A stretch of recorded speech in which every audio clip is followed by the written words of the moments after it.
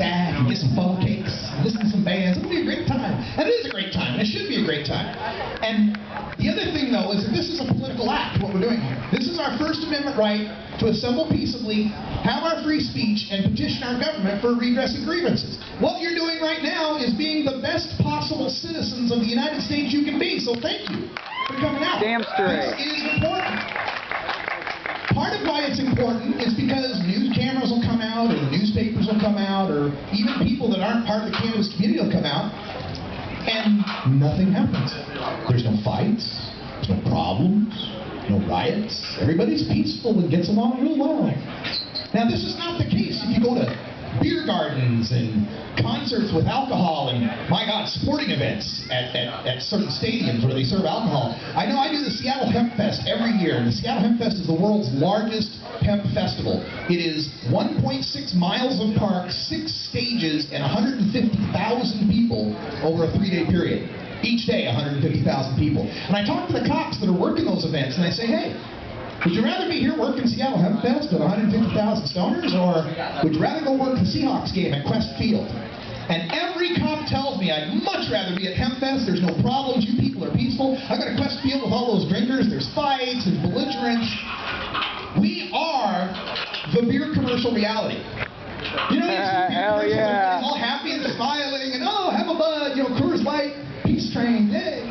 But I played in bars for 15 years. That's not the reality in bars, let me tell you. It's pukes and fights and anger and hostility.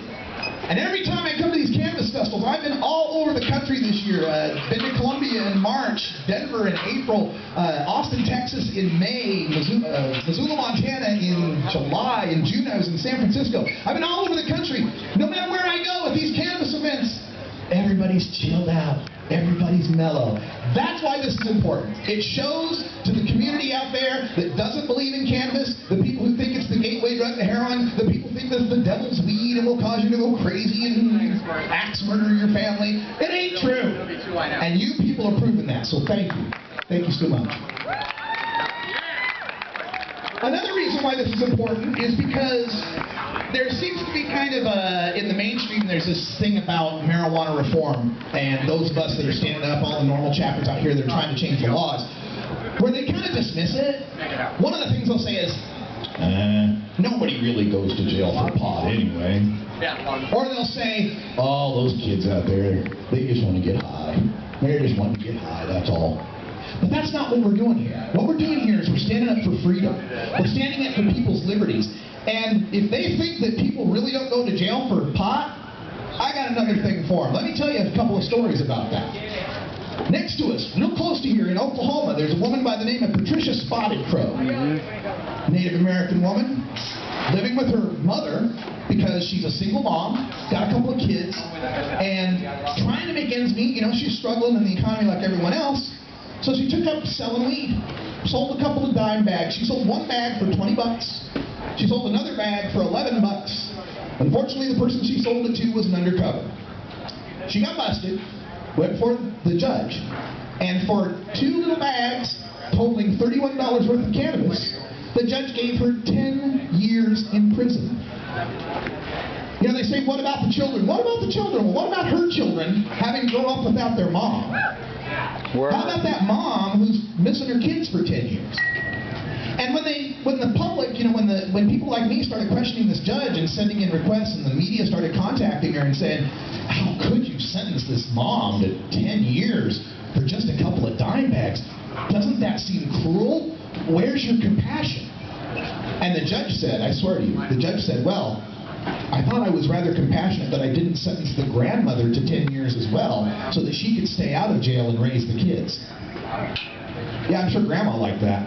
Not like they were struggling before with 2 of them. Now grandma by herself has to raise her daughter's kids while her daughter's in prison for 10 years. That's what's happening every day in America.